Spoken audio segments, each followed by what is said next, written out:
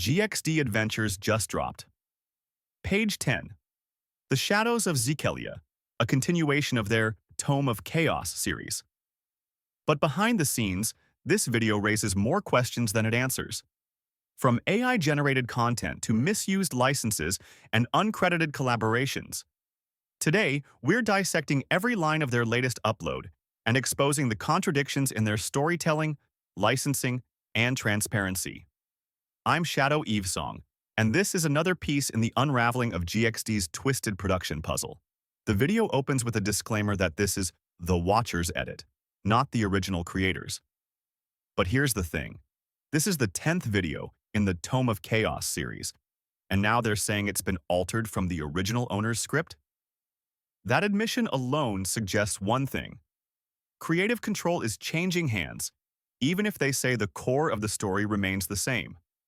They're editing someone else's vision while keeping the name and assets, likely without transparent or documented permission.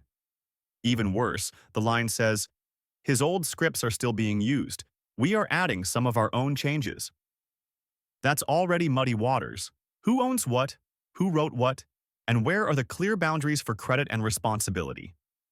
Our Discord will remain down until episode 24. That's a curious choice for a community-driven project, to shut out public input for half the series.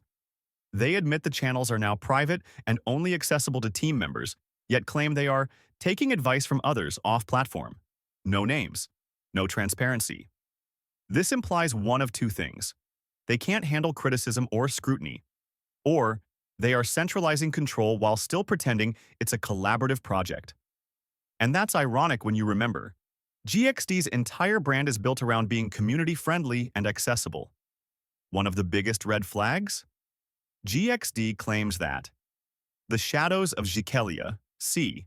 2025 by GXD Adventures, is licensed under Creative Commons Attribution 4.0 International. But here's the catch.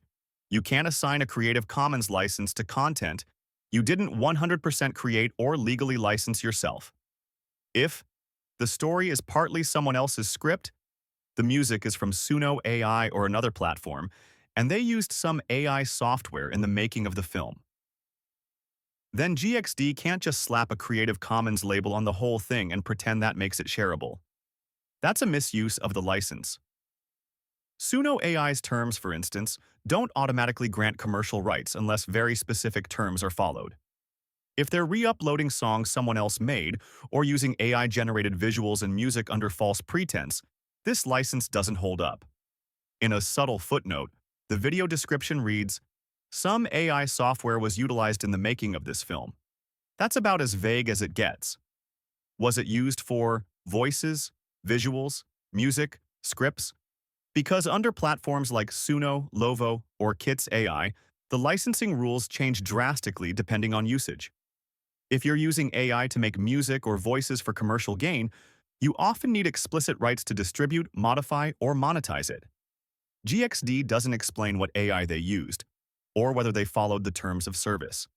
And the fact they used Creative Commons licensing without disclosing this makes it look like they're trying to dodge responsibility by hiding behind vague attribution. GXD admits this series will not be 100% accurate to Norse mythology, and that it's heading toward a full-blown fanfiction crossover. Norse gods versus Eldritch ones.